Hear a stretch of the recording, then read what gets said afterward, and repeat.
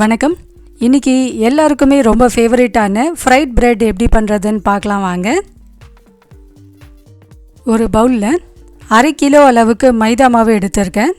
1/2 கிலோவில் 1 கைப்பிடி அளவு மட்டும் மைதா மாவு தொட்டு திரட்டுறதுக்காக தனியாக எடுத்து வச்சுருக்கேன்.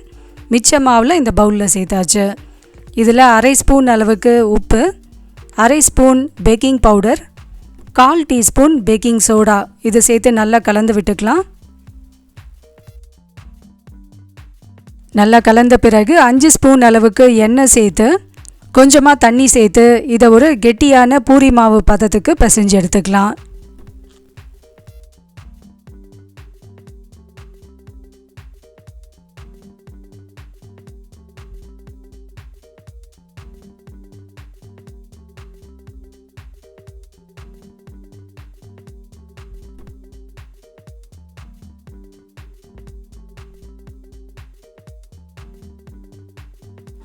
மாவு நல்லா பிசைஞ்சாச்சு.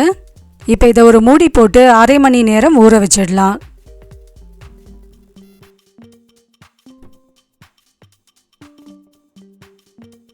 அரை மணி நேரம் ஆகிடுச்சு. இப்போ நம்ம பூரி திரட்டி எடுத்துக்கலாம். யூஸ்வலாக நம்ம பூரி திரட்டுறதுக்கு மாவு எந்த அளவுக்கு எடுப்போமோ அதை விட கொஞ்சம் பெரிய சைஸ் எடுத்தோம்னா கரெக்டாக இருக்கும். இந்த மாவை நம்ம ரொம்ப மெலிசாக திரட்டக்கூடாது, கொஞ்சம் திக்காகவே இருக்கணும். அப்போ தான் நல்லா எழும்பி வரும், சாப்பிட்றதுக்கும் ரொம்ப சாஃப்டாக இருக்கும். இந்த ஃப்ரைட் பிரெட்டை நம்ம யூஸ்வலாக ரவுண்டாக திரட்டாமல் ஓவல் ஷேப்பில் திரட்டணும், அப்போ தான் கரெக்டாக இருக்கும். ஓவல் ஷேப்பில் நல்ல ஒரு திக்கான மாவாக திரட்டி எடுத்துட்டு இப்போ இதை எண்ணெயில் போட்டு பொரித்து எடுத்துக்கலாம்.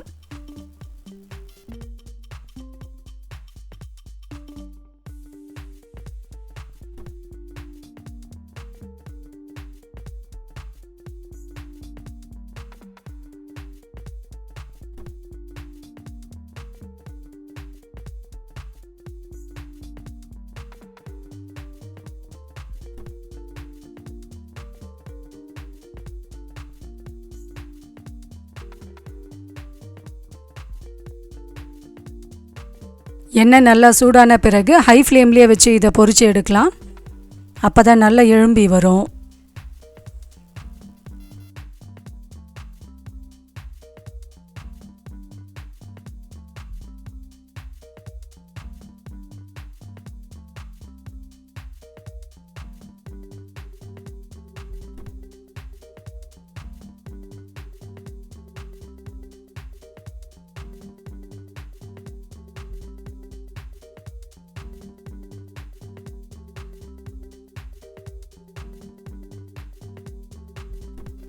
ரொம்பவே டேஸ்டியான நம்மளோட ஃப்ரைட் பிரெட் ரெடி ஆகிடுச்சு. இதை நம்ம ஃப்ரைட் பிரெட்னும் சொல்லலாம், இல்லைன்னா நம்ம ஊர் பாஷையில் இதை சோலா பூரின்னு கூட சொல்லுவோம். டேஸ்ட்டு பார்த்திங்கன்னா அதே மாதிரி இருக்கும். இது ரொம்ப சாஃப்டாக இருக்கும், அதே சமயத்தில் ரொம்ப டேஸ்டியாக இருக்கும். எந்த ஒரு வெஜிடேரியன் கிரேவி இல்லைன்னா நான் வெஜிடேரியன் கிரேவி கூடயும் இது நல்லா மேட்ச் ஆகும். இந்த ஃப்ரைட் பிரெட் கண்டிப்பாக எல்லா வயது பீப்புளுக்குமே ரொம்பவே பிடிக்கும். இதை பிரேக்ஃபாஸ்ட்டுக்கும் பண்ணலாம், டின்னருக்கும் பண்ணலாம். ரொம்பவே சூட்டபுளாக இருக்கும். கண்டிப்பாக இந்த ரெசிபியை ட்ரை பண்ணி பார்த்துட்டு உங்களோட ஃபீட்பேக்கை நம்ம கூட ஷேர் பண்ணிக்கோங்க. இன்னும் நம்ம சேனலை நீங்கள் சப்ஸ்கிரைப் பண்ணாமல் இருந்தால் மறக்காமல் சப்ஸ்கிரைப் பண்ணிக்கோங்க. பக்கத்தில் இருக்க பெல் ஐக்கானில் ஆல்ன்ற நோட்டிஃபிகேஷனையும் ப்ரெஸ் பண்ணிவிடுங்க. தேங்க்யூ.